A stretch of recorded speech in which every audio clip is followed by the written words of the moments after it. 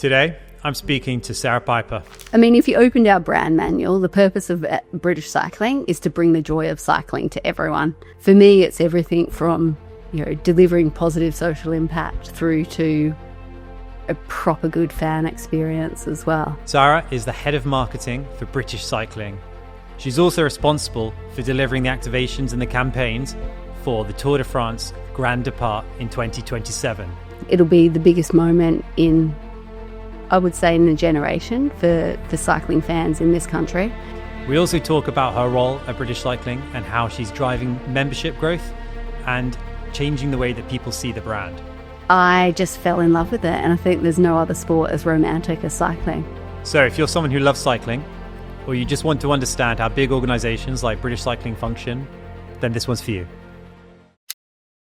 So before you were head of marketing at British Cycling, you were was it Rugby League World Cup, and then before that, where were you, and how's your journey led you to being where you are now? Yeah, well, I actually come from a creative background. My first gig out of university was an art director at McCann. Very varied journey to get to where I am now. Was that McCann here in the UK, or was that? It was McCann in Melbourne, Australia. Yeah. So I studied design. I've got a degree in design, and I went straight out of university as an art director at McCann. Fast forward 15 odd years, and here I am as head of marketing. I moved to the UK 6 years ago. I moved here. Not for the weather. Definitely not for the weather. I did move here to work on the Rugby League World Cup, which was supposed to be here in 2021. Obviously, because of COVID, it was postponed. So I was doing a bit of a job share actually between Rugby League World Cup and the International Federation of Rugby League. So was that a job that you got whilst you were in Australia, and then they moved you with that to the UK, and then you stayed? Yeah, that's right. So I was leading the digital and content team for the Rugby League World Cup way back in 2017, but that tournament was in Australia, New Zealand and Papua New Guinea, so it was a pretty fantastic tournament to work on. I don't know if you've ever been to Papua New Guinea, but it's the only country in the world where its national sport is rugby league, and I can't tell you the atmosphere in the stadiums there is off the charts. That's mad. And so you did that, and then that was like 2016, 2017. How did you get into like rugby? So going from like art direction and being creative at McCann to rugby is a bit of a sidestep. It is a bit of a sidestep. I have worked in national governing bodies, in professional clubs, in international governing bodies. I've been in sport my whole career, but I did start as an art director at McCann. One of my clients actually was Tennis Australia. So even when I was in creative industry, I was working on sport. When I was at university, I was doing part-time work as customer service and on reception for the Melbourne Cricket Club, and that's actually how I got into sport. So I decided that I wanted to move from Melbourne to Sydney.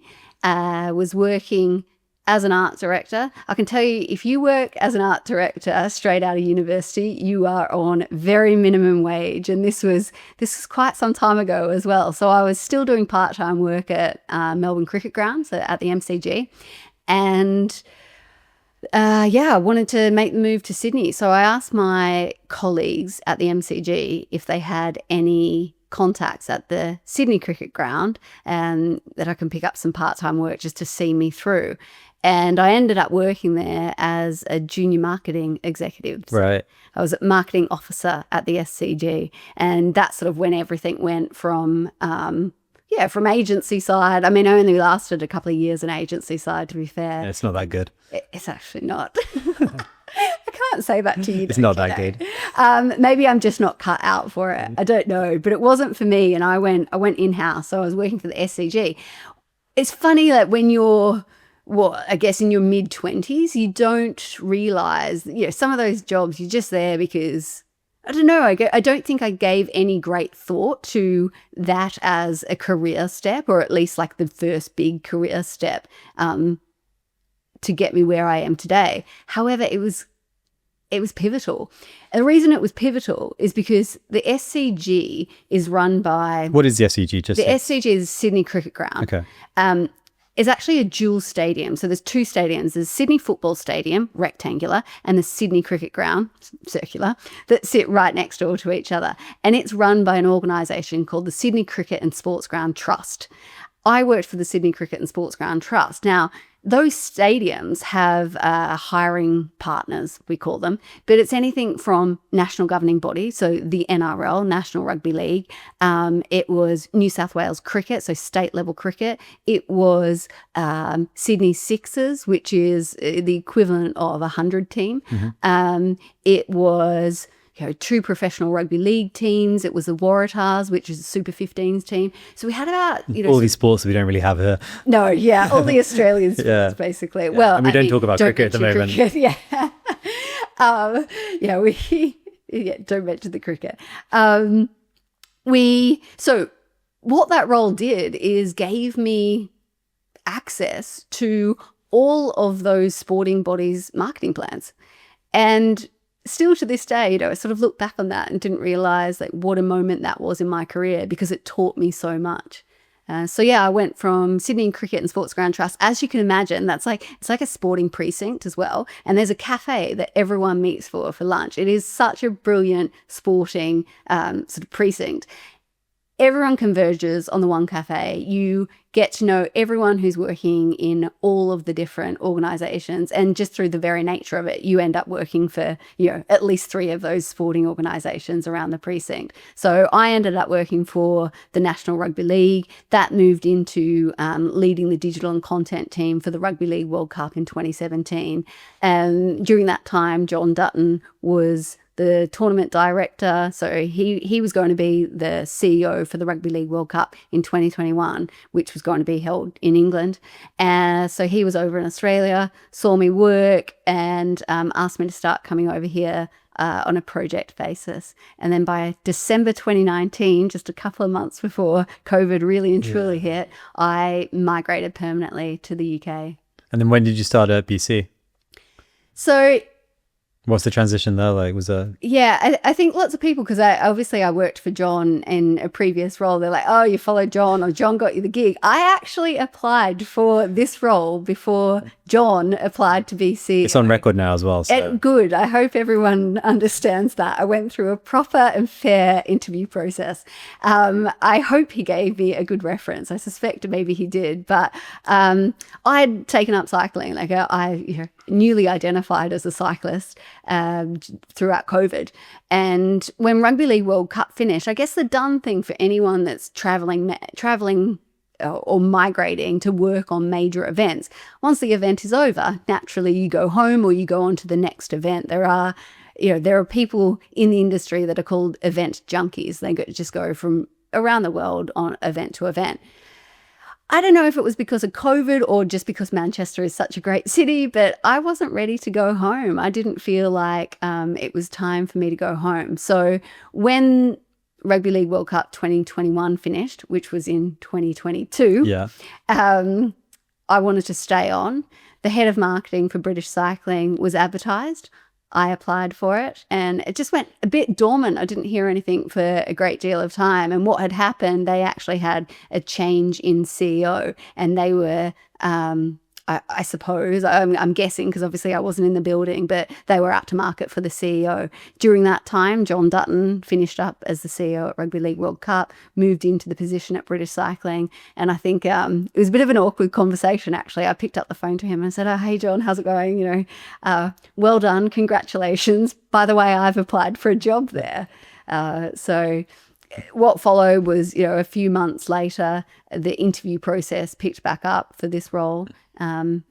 I was obsessed with it, though. I had fallen in love with the sport of cycling, but also I was a bit disgruntled. British Cycling at the time, and still now to a degree, didn't have a great reputation, certainly within the cycling community. I was it was a time of reputational damage. There was the Shell deal, there was the trans policy. I was part of the pissed off community pointing the finger from outside in.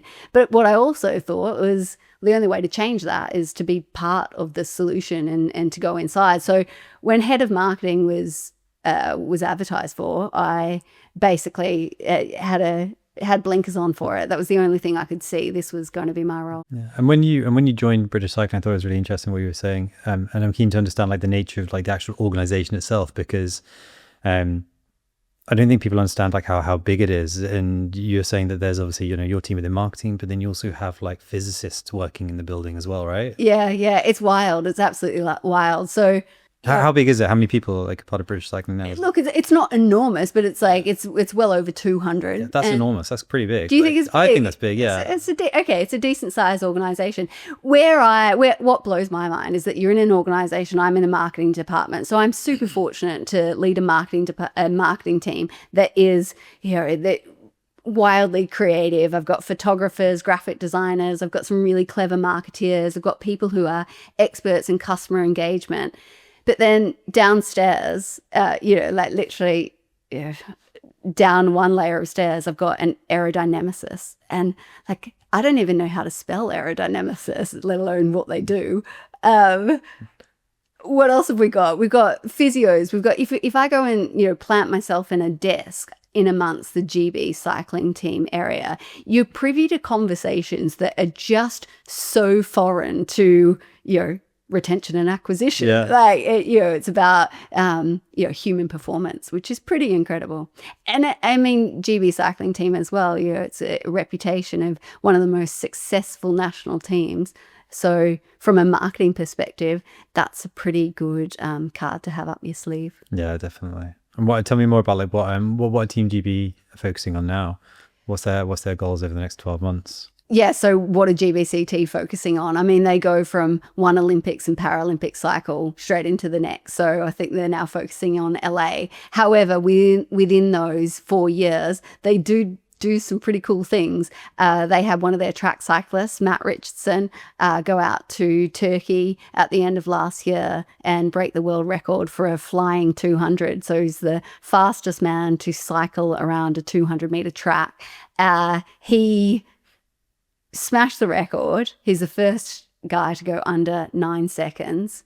Fact check.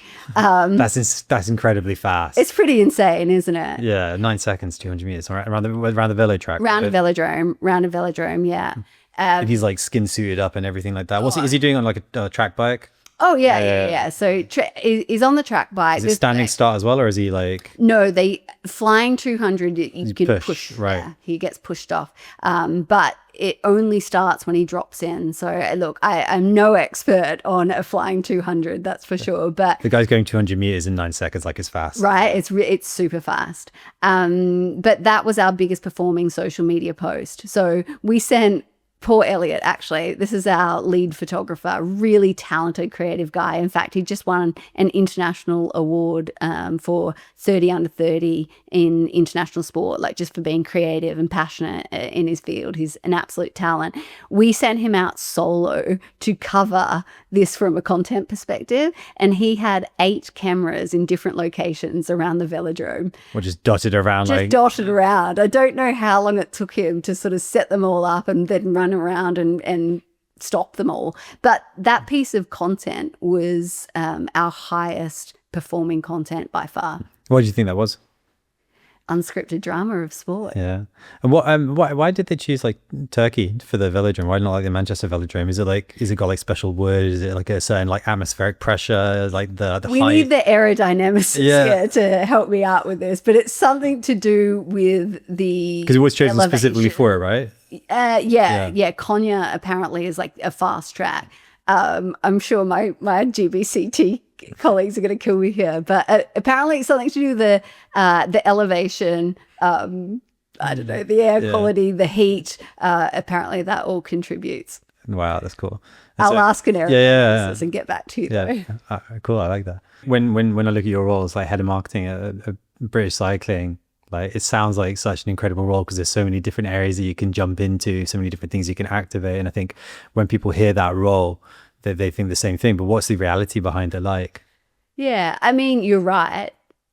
You can jump into anything. I love that about being, like, I'm about to turn 41. I'm ahead of, I like where I'm at in my career. I want growth, but that's the great thing about the role at British Cycling. If I'm speaking really selfishly, we interview people and they're like, what's good about Yeah. working at British Cycling. And yeah, there's loads of good things that British Cycling does, everything from,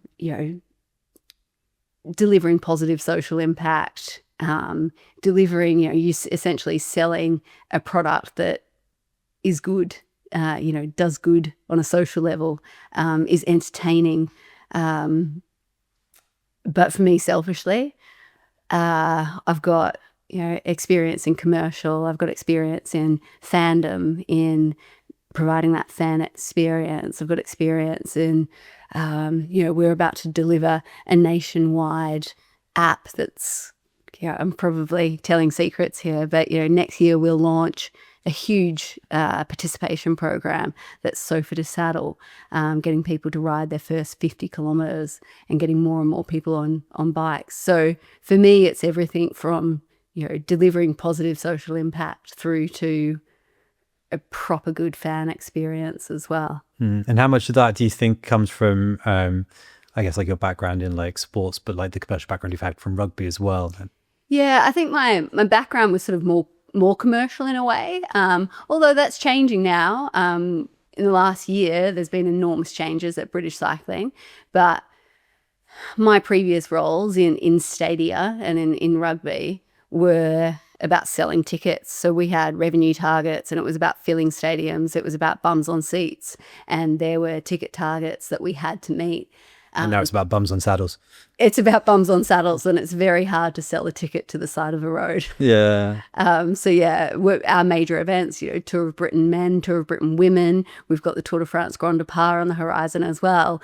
They're some of the biggest events. The Grand Depart, that will be, we're looking at 10 million people coming to the side of the road in 2027, which is just like mind-blowing, but we can't sell a ticket to the side of the road. So how do you monetize those opportunities? Yeah. I think that's such an exciting thing, and something I'm keen to jump into a bit more in detail with. And I was trying to explain to someone who's not a cycling like fan, like how big the Grand Depart being hosted in the UK is in 2027. I think the way that I kind of described it best was just like, imagine like the England hosting the World Cup for football. Yeah. It's the same thing, but like for cycling, but like arguably like a bit bigger because it's the event of the year, right? Oh, massively. It is the World Cup for cycling. I mean, in terms of global events, you've got the Olympics, followed by the FIFA World Cup, followed by the Tour de France. Like, that's the size of the event, and that's the size and the scale. And the UK government invests an enormous amount of money in bringing that event to Great Britain. So super exciting. When it was last here, we had 3 stages and 4.5 million people lined the sides of the streets. There's some incredible photos of looking up through the Lake District, and the fells are just absolutely jam-packed with thousands upon thousands of people. Well, we're talking about 3 stages of the men and 3 stages of the women. For the first time ever in the history of the Tour de France, Great Britain will host both the men's and the femme. And we're looking at 10 million people on the side of the roads. It's crazy. Because how do you even begin to plan for that? Like, let alone like the activation around it, and then the hosting of the event itself, and then also like the aftermath of it as well, because it's such a good way to help you achieve your goals in terms of getting more bums on saddles and more people cycling. But like, it's a hell of a long process.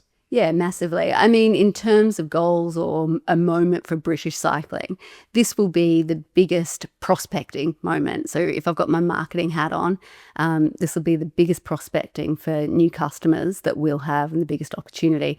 It'll be the biggest moment in, I would say, in a generation for cycling fans in this country. But I feel almost like a bit of a phony jumping on a bandwagon at the moment, because I work one day a week on it. It's been a multi-year process for people working full-time. I think there's been 3 people full-time on it for at least 4 years. The level of investment across England, Wales and Scottish government is huge, and we've now got to deliver on that. How does the selection process go? Is it something where like England has to bid for it, or British Cycling has to bid for it with AMO, or with the ASO? ASO? Yeah, the ASO the family that own the Tour de France. It's a different model to the Tour of Britain, for example, whereby host cities and towns across Great Britain will bid to host. We look for a rights fee for from those cities and towns to host either a start or a finish or be part of the parcours. For the Tour de France, I think it's very, very different. I think the ASO select where they want to go. Of course, there is a rights fee that's paid to the ASO. So I'm sure that's a big part of their decision-making process as well. Yeah. And so what are they looking for when they're coming over and they're trying to identify, right, is England the best place to do it, or should we, stick to northern Spain, or what do they look for? How much of an input does British cycling have? Yeah, look, again, I've not been totally close to this process. I think I've got quite a romantic vision of how it works. From my understanding, they've got to make an entertaining race, don't they? They've got to make sure they've got some KOMs and some QOMs in there. They've got to make sure they've got some incredible monuments. They've got to make sure they showcase the landscape, but they've also got to put on a really good spectacle of racing. Yeah, and one thing I'm curious about is how they go around selecting where to do it, because there's so many great places in. You're just trying to get the host cities and towns. Yeah, I'm a little bit trying to get it out. I think it's really. You just have to wait until next Thursday. Next Thursday, all will be revealed. Okay. Start and finish locations and full route announcements. So this will go out on that Thursday. It will go out on that Thursday, will it? Yeah. I still can't tell you. I want to keep my job, Dom. Okay, that's fine. But it's really cool because I think when we were talking about before, you were saying how the ASO, they came and they fly around like helicopters and they're inspecting all the routes and things like that, and they're trying to find like these points. Do we have like an influence in like where they decide, or is it something that they like pre-write themselves? Like, I'd say it's a bit of both. Yeah. Look, I'm not overly close to the conversations. Those that have worked on the project for many years, I'm sure they've had a really good idea. I'm sure the government has an idea on what locations, what monuments, and how they showcase the nations as well. I think there's a lot of stakeholders involved. That's for sure. So what goes on behind the scenes in the build up to the event? Because I imagine there's like a series of activations that you're doing along and around the routes once they get revealed in terms of like bringing on board like the local community. And then there's also probably a series of activations you're doing to try and drive these 10 million people to the roadside. So the Grand Depart is a mega event. It's funded by the government substantially, like really substantially. That doesn't mean I've got super, super healthy budgets, by the way, but it's a mega event and it's invested like a mega event. So the reason a government funds mega events and major events is because they bring positive social impact. And that could be on a community level, it could be on a nationwide level. One of our objectives, we got together as a Tour de France team, and that's led by Lucy Jones, who's overseeing the project. And we are setting objectives as a team, and we're talking really blue sky. I was really fortunate to be visiting London during the 2012 Olympics, and I remember after the closing ceremony the following day, I was watching the BBC, and there was this enormous sense of pride. Everyone they interview, whether it be someone on the street, whether it be an athlete, there was this national pride in a good way. And I think at the moment, if you say national pride, you kind of cringe a bit. You're like, oh, that's got maybe negative connotations. So one of the objectives for the Tour de France Grand Depart is to really bring unity and create that sense of national pride. We'll be showcasing not just beautiful landscapes, but what it is to be British. And there's a lot that a mega event can bring. One of the nice things I think about the Grand Depart in 2027 as well, like you said, it's going to be the Tour de Femme as well. Yeah. And one of the things I know is really important with British cycling at the moment is trying to drive more women to be cyclists as well. And I think I heard a stat when I was at Strava last month, and they said how like 8 million women in the UK own a bike, but only 4 million actually ever cycle. Yeah. And we see that across all sports, right? So it's not just cycling, but we see an enormous drop-off rate when girls hit sort of 8 to 12 years old. The level of participation drops significantly. Why do you think that is? Why do you think they drop off? Oh, gosh. I mean, I'm sure there's loads of research done on it, but, it's everything from from body image to social concerns and confidence concerns. This is one thing, ironically, is one thing that can build confidence. We're really excited that in the next year we'll be piloting a new girls program, so targeting girls between the ages of 8 and 11, but combining cycling with other sports, and when I say sports, I mean Pilates, or how do you make cycling attractive and sort of interesting for girls between 8 and 11. There's a social aspect to it, there's a fun aspect to it. That's what's going to build confidence and ensure that they continue their sort of active lifestyle throughout. And do you think that there's like almost like a parallel or something where we can see in the industry at the moment? Because all I see all the time at the moment, like walking around Manchester, is like every night there's a different run club going past me on my way home. And I feel like there's a huge gap where either British cycling or cycling clubs can be a lot more inclusive to women cyclists and just try and actually like lower that barrier to entry. Yeah, definitely. I mean, kudos to run clubs at the moment, right? Like they've just gone absolutely... Yeah. They've just skyrocketed, and you do see a run club every night of the week or here around Manchester. In fact, I'm often part of one of those run clubs. Which one are you part of? I have been running a little bit out of Track Brewery. Track Brewery, oh yeah. It seems to be nice. The Sunday one from like Altrincham to... Oh, I'm not running any long distance, but I'm having a casual 6-kilometre run followed by a pint. Thank you very much. Sonoma. Yes. Yeah.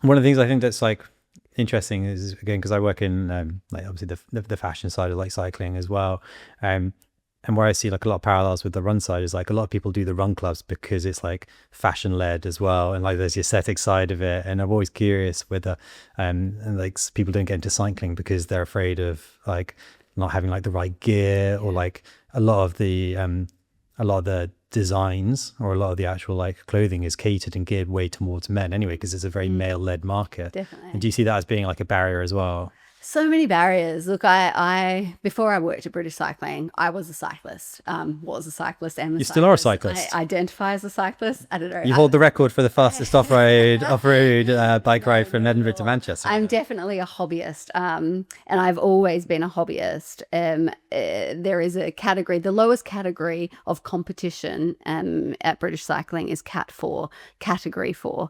I am a Cat 4, and I am always a Cat 4. If I make it to the start line, that's a win for me. But yeah, look, loads of barriers, and it's everything from, bikes are expensive, aren't they? Yeah. Kit is expensive. Kit is tight, and it, if you have a big Christmas lunch, you know it. So there's loads of barriers, and I think there's loads of ways we can break down those barriers, because you don't have to wear the tight kit, and you don't have to have roll bars, and you don't have to have 28mm tires to have fun on a bike. And I think that's a large part of what we try to do at British Cycling, is sort of break down those barriers and show that cycling is for everyone. And so that's a large part of what you do at British Cycling. What is British Cycling? How would you like describe it to a lot of people? Because again, depending on like what your background is or where you're coming from, people see it as like the organization, but are you the organization and you just get people into doing big laps of the velodrome, or are you the organization that puts on Tour de Britain? Are you the organization that focuses on driving memberships? How do you describe it to people, and like where do you say like the true purpose of British Cycling being? I mean, if you opened our brand manual, the purpose of British Cycling is to bring the joy of cycling to everyone. I love that as a marketeer, right? Like you've cycled, you know what it's like to feel the breeze in your face. You know what it's like to ride through beautiful countryside and just sort of be completely immersed in that moment, because you're on a bike. There's that incredible sense of freedom. And so from a marketing perspective, that's a pretty great thing to sell. But what British Cycling stands for, is really interesting. In the last year, we've had an enormous amount of change under the leadership of John Dutton, our CEO. I think we have morphed quite a bit. I mean, we have literally and figuratively, we have gone from being a national governing body. I think, that's not sexy to anyone, isn't it? National governing bodies aren't necessarily sexy, and that's not, I wouldn't really call it a brand in a way. Yeah. It's sports governance. But we're moving away from that at BC. We're moving into 3 pillars of the organisation. We have the national governing body is the British Cycling Federation. So that still exists and that still governs the sport. It supports and grows the sport of cycling. We've also got a charitable foundation, British Cycling Foundation, which aims to drive additional revenue, but charitable revenue through individual donations, but also large donations through philanthropy. And then the 3rd pillar is British Cycling Ventures, and that's the commercial arm of the organisation. It looks to bring in the revenue largely through events, which is super exciting because it's evolving the event portfolio sort of as we speak, looking at what events can be profitable, what customers what events will customers find entertaining that they want to attend, that they want to get involved in? Because traditionally, like a lot of cycling events and track events in the UK, they're not profitable. They don't make a lot of cash, right? And they're purely like breaking even or loss making. But again, it's trying to get people to the side of the road or to the track to enjoy them, right? Absolutely. I mean, going back to the side of the road, it's difficult to make money off people going to the side of the road. In fact, often it's a hindrance for local residents trying to get in and out of their driveways. As if they didn't hate cyclists already. Exactly right. We've got to try and change that reputation. That is part of sort of the marketing strategic priorities. Is that mid funnel is changing those reputations. What was the catalyst that made John Dunn change it from being the governing body for sport into these 3 different pillars? I think ultimately he needs to make it financially sustainable. Was it modeled on anything else? Or was it because I think like if you look at like other sport bodies like in the UK or like abroad, are they set up in the same way, or is he following like a specific model for it? Yeah, look, I'm not 100% sure. I know he and Frank, our chair, I don't know if it's completely original idea. Certainly going out for private equity in the UK, a national governing body going out for private equity, I believe, is a new thing. So I think that's certainly new. I don't think the 3 pillars of the organisation, I don't think we're completely unique in that, but I think how it's set up is certainly unique for cycling and to the national governing body's overall benefit. Yeah. And looking at like things like the Tour de Britain and talking about these cycling events, because I think it surprises people when we talk about the Grand Depart and the Tour de France and the amount of like money that brings in and how the government helps fund it. And then on the other hand, we're talking about these other events like Tour de Britain, which struggle to break even or don't generate enough money, need support from people. How do they make their money, and where does that come from? So the model is changing. I think we've seen, and you being a cycling fan will know, in the last year or so, the broadcast model specifically, has changed dramatically. And there's not a great deal available on free to air anymore, unfortunately. So there's 2 main revenue streams for events, but cycling in particular would be sponsorship and broadcast. Unfortunately, these days, broadcast isn't bringing a great deal of revenue, so we've got to look elsewhere. And is that, and so then that's like sponsorship, or is that certainly sponsorship? But what other ways can you generate funds? For me, I'm sort of really interested at the moment in this mid-tier of content, if you like. So maybe not that top tier Tour of Britain, Tour de France, Grand Depart, those pinnacle events, but what's our domestic scene look like? We've got national championships, which are the best of British racing on the domestic scene. And whilst there's probably little appetite for a lot of our disciplines, remembering we govern 7 disciplines, so almost 7 different sports in itself, but there's not a great deal of broadcast appetite for the domestic scene. But what can we do as a national governing body and a content provider to bring that best of British scene to fans. I think there's a great deal we can do. I think there's loads we can do through YouTube, whether that's behind a paywall or free to view. I think that's a space where we can really go out and find new fans, go out and showcase the domestic scene, but also elevate some of the domestic racing because it is fantastic. Yeah, and it is exciting, but again, it's just the fact that there's not been that element of broadcast behind us if people are missing out. Exactly. They're missing out. There's loads of opportunity there.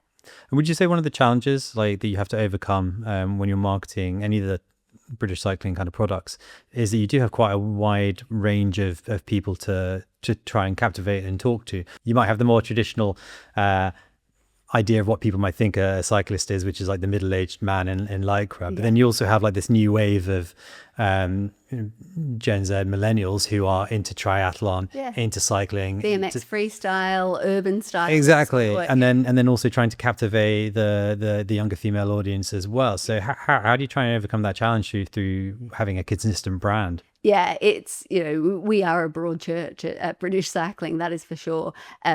The data shows us that 1 in 3 adults in Great Britain pick up a bike every year.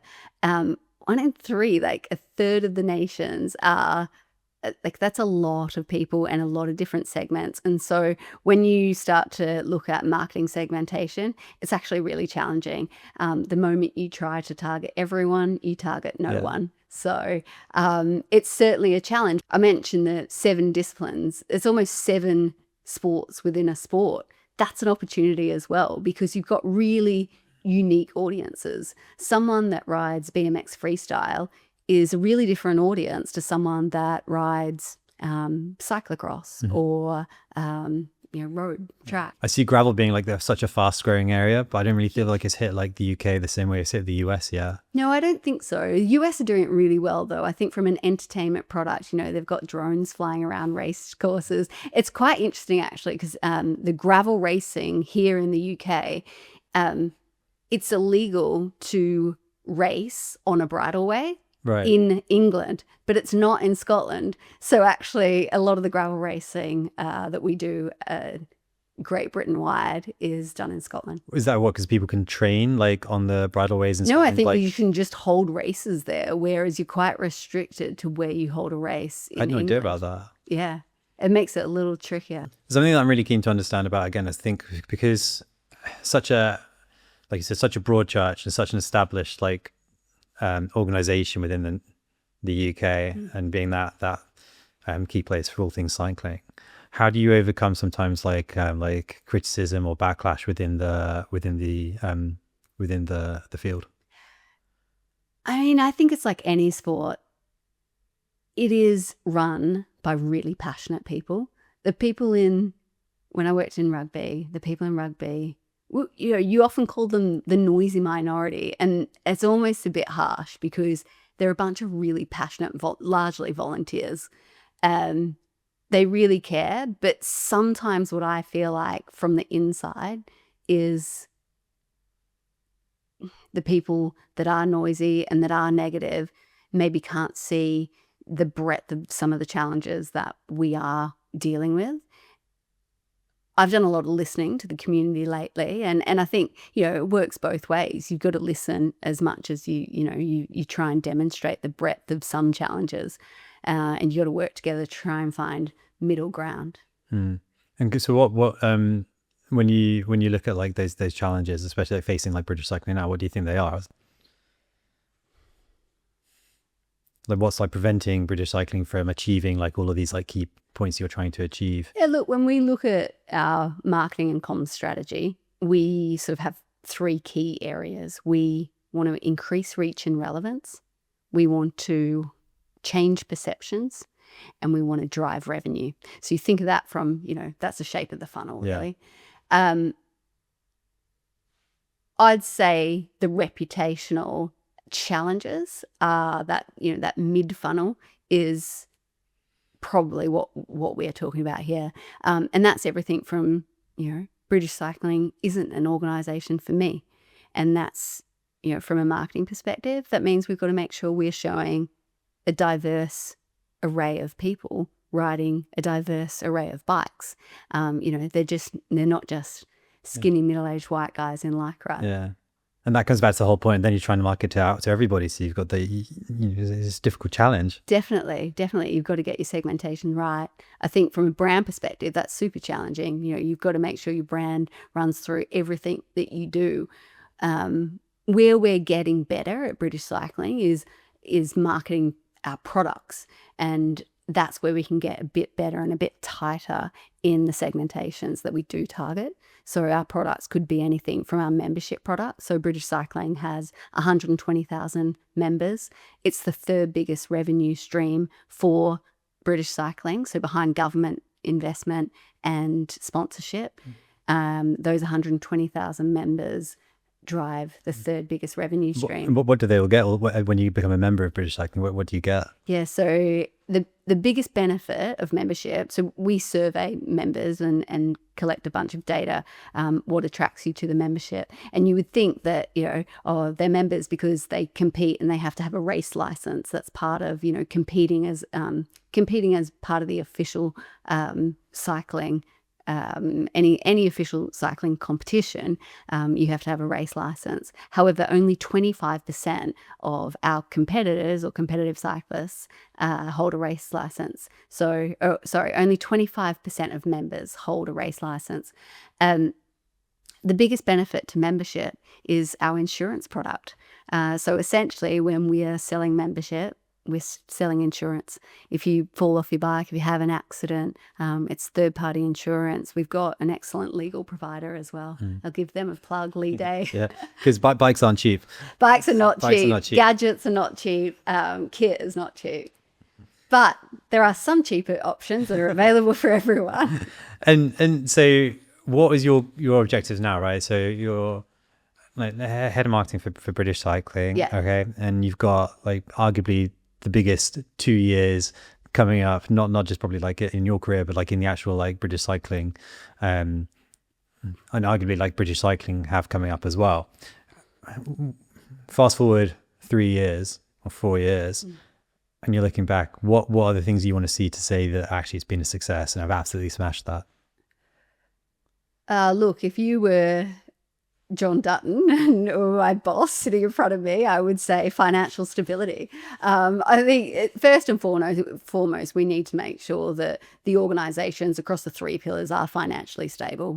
That's ultimately what we need to drive the sport forward.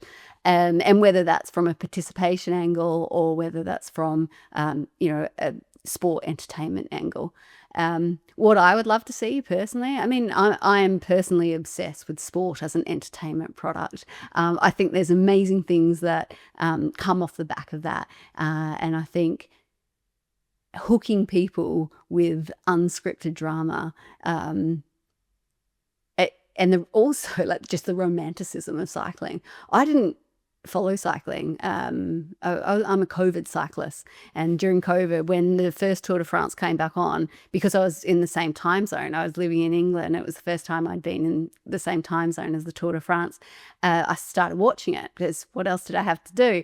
And I just fell in love with it, and I think there's no other sport as romantic as cycling. Yeah. I think COVID was a great time for as an entryway to get people into cycling. Well, massively. We saw a cycling boom. We saw... did the membership numbers jump up as well? Members jumped enormously. Yeah. Sales of bikes jumped enormously. There was more people cycling than ever, but there was also less cars on the road. Yeah. Not so good for the insurance providers then. No, not so much. And so what do you think now, like the best entryways for people to get into cycling? How would you say that is? Because again, you can see a drop off in females doing it from the age of 11. And again, like for me, I got injured running and that made me a cyclist. Yeah. You got bored during COVID. It's they're quite like not natural progressions into it. How do you see the best way to get people cycling and on a bike? Because like we said, that's your goal now is, in your role, but you need a bike and you need to want to do it. And that's quite difficult. Yeah, definitely. Look, success for me looks like more people cycling for sure. And the way you do that will be through our Sofa to Saddle digital platform, which is available next summer. Great. And so final couple of things just to wrap up, because I think this has been really good and interesting. The first one is, how can people find out more about British Cycling? I would say go to the website. I will caveat that by saying we are midway through a digital transformation. So the user experience isn't exactly what I want to be providing at the moment, but it will be very, very soon. This year, we've got some big changes on the horizon with our digital platform. So rather than go there, look, just check us out on social media. It's complete digital transformation. And that's everything from our back-end systems. It's everything from how our most loyal fans and competitors will find an event. It's very difficult to find an event where you are at the moment. So how you find an event, how you get into cycling. We'll also have the Sofa to Saddle program, which will be entry level, absolute beginners. So tell me more about the Sofa to Saddle program. So in the last 18 months, in the last 2 years, we've had Lloyd's come on board as an incredible partner. Not only are they sponsoring our top tier events and really heavily involved with everything that British Cycling Ventures are doing, but also at a grass level. So Lloyd's have sponsored the National Series and National Championships, which is our sort of premier domestic racing competition, racing and competition. Lloyd's have invested, along with British Cycling, in a digital platform. Essentially, it's your Couch to 5K for cycling. Yeah. There we go. I said it. Couch to 5K. We haven't taken that idea at all. It's completely unique and original. I mean, if it's going to work. It's going to work. Look, it aims to reach 3 million in the first year. So what does it mean? So Sofa to Saddle, so it effectively you download the app and then you effectively do what, like 50K in your first week? So the work is being done at the moment by our digital partner Elixir and British Cycling and Lloyd's. We're looking at what the user experience is, but it will be literally, I am brand new to cycling. You download the app and it will give you training programs, hints and tips, and how to get into cycling. So it's anything from whether you want to have clip-in pedals or whether you want to have flat pedals and what you need to wear. Do you think like it'll make people go to the gym first and then like practice on like a spin bike in the gym first and then invest in a bike afterwards? Because I think definitely. We're looking at incorporating some spin sessions in there as well, indoor sessions. One of the biggest barriers to cycling is safety concerns. And not having a bike. And not having a bike. But actually on that as well, one of our social impact programs is Recycle Hub. And Recycle Hub is about establishing bike hubs across the country that have secondhand bikes available. So making access to bikes. So how does that work? Tell me about that. So if people wanted to get like a bike or a secondhand bike. Well, it's almost like a charity shop for bikes. So people donate bikes, but likewise people go in and either pick them up for free. They might be able to borrow them or they might be able to buy them at a really low cost. Yeah, and then they can get on the Sofa to Saddle program. Sofa to Saddle and go. Yeah, cool. So tell me where the Grand Depart routes are in England for 2027. No, okay. Look, we know that they're starting at Edinburgh Castle. Okay. We know that we're starting in the north and we're making our way south. We know that it's going to be history making. We know that for the first time ever, we've got 3 stages of the men's, followed by 3 stages of the femme. I will say, watch out for more history breaking moments with the femme. There's a second announcement to come. When's that coming out? Is it coming out in January?